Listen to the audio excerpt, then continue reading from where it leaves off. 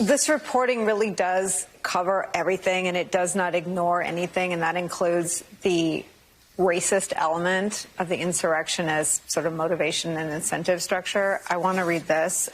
In polls analyzed for this piece, one statement earned overwhelming support among the 21 million committed insurrectionists. Almost two-thirds of them agreed that, quote, African-American people or Hispanic people in our country will eventually have more rights than whites.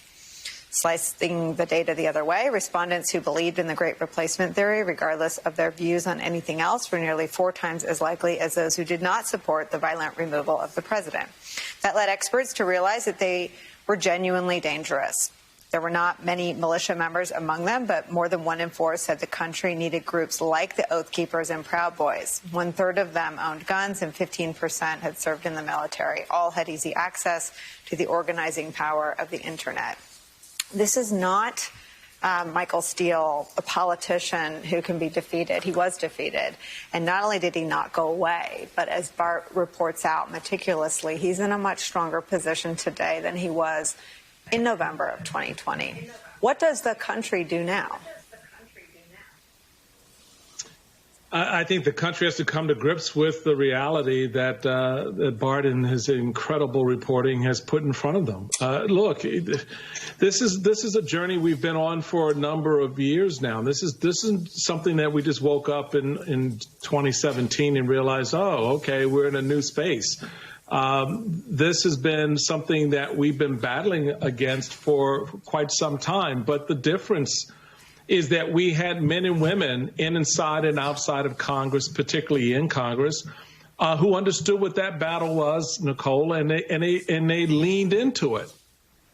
Now you have men and women in Congress who are full participants in the deconstruction, in the destruction, in the undermining, in the uplifting of the narrative, who give, that salute to the Proud Boys, right? So that's the new reality that the country has to come to grips with. There are a couple of ways to look at the first 15 minutes of this conversation.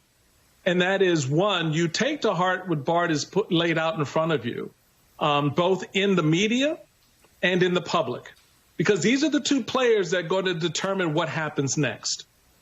At the end of the day, how you tell this story, not in the future, but right now, not worried about how history is going to reposition the players on the chessboard, but in fact, acknowledging where those players are and what those players are doing, and reporting honestly about that, and calling out the crap that is filling the airwaves and the sinews of our public discourse.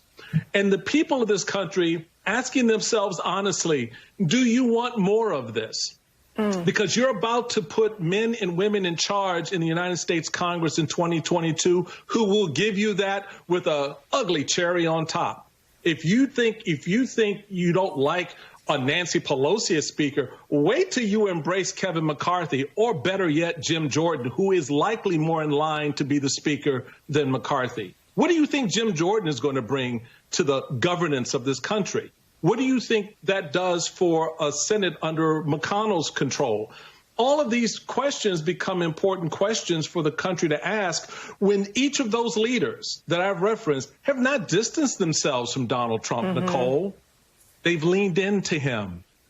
And as it was just said, he's sitting in Mar-a-Lago filling out his cabinet form for the next election.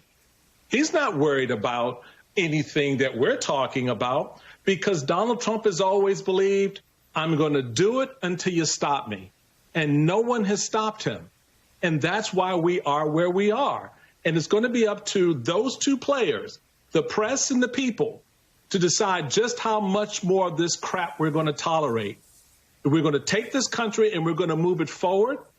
We're going to move off this Proud Boy nonsense and recognize the racism that is driving a lot of this.